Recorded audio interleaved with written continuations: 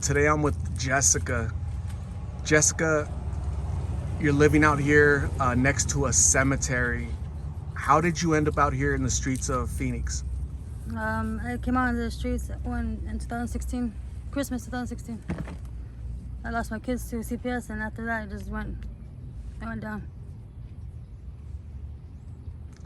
2016, that was 6 years ago. Yep.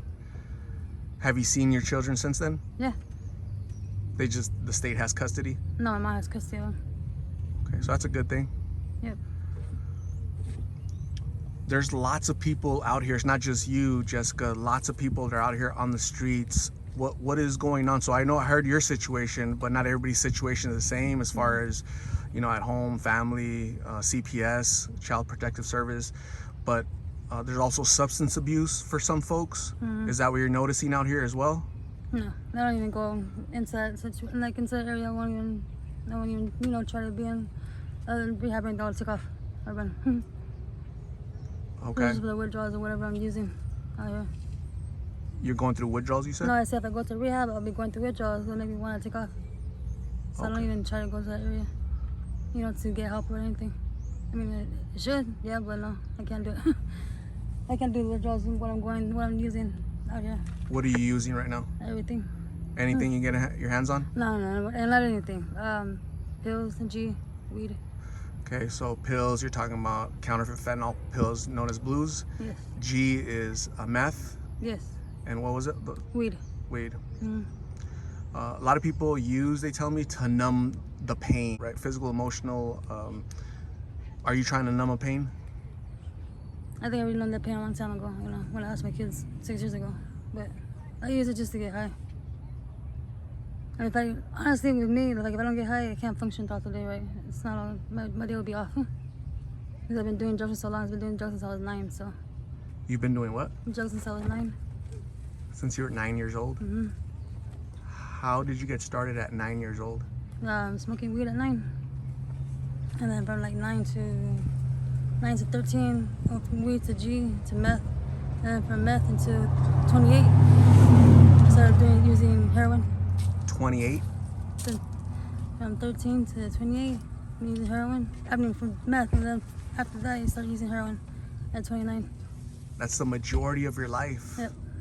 You've been on substances. Yep. Do you hope one day to be off of the substances and just live a better life, or you're okay living like this? I mean, like I said, it's like a functioning thing. If I don't wake up to what I need to have in the morning, then my day is in process. It's in progress. I'll say, laying down or whatever. I won't be able to do anything. I should put it that way. It's almost safe to say that you don't know how to live differently, right? Since 9 years old, you've been under the influence. Yep. And so you don't know what it's like to be kind of sober? No, I know what it's like to be sober. When I had my first child, I was sober for 5 years, first 5 years of her life, and then I did what I did. So. Just life happens sometimes and triggers you to go back to substances. Oh yeah. How can moms, young people avoid the temptations of these drugs? What advice would you give them? Just say no to drugs. I mean, you can tell them a lot of stuff, but I mean, drugs are everywhere, anywhere and everywhere you go. There's not one part of the United States or one part of Arizona, I should say, that doesn't have some type of drug. Every neighborhood has a drug. But just say no to the kids that are in middle school. Just say no to drugs. Try to just stay from that little crowd that's smoking weed or doing whatever, because that's when you start right there. You start at a young age, and sometimes, like myself, it's hard to get off. That's a really good advice. And as I mentioned at the start, you're living in a little campsite right next door to a cemetery, right, with graves like feet away. Yep. Does the city of Phoenix, the police, they leave you alone? They don't bother you here? Honestly, as long as we keep our area clean, like the city won't come in and bother us. But if there's a big old dump of trash, like say on that side, whatever, then yeah, they'll come and say, okay, we have to clean it up, and then they'll come and take everything down. The cops don't come over here because they want to. They come here for a reason. But I don't get into all that situation. I try to stay out of that situation. Right.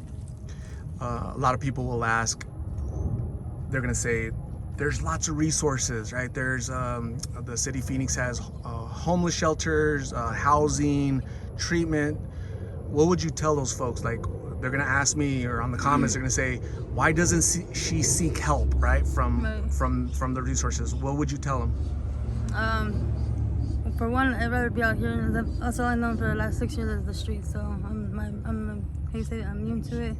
I'm accustomed to it. I don't know anything different. I mean, when I hit the streets the first time, it was pretty hard the first year or whatever. But after a while, you get used to the routine of being on the streets or whatever, and doing what you have to do to survive. So say, it could be anything from prostitution to selling dope, or I don't know, robbing people.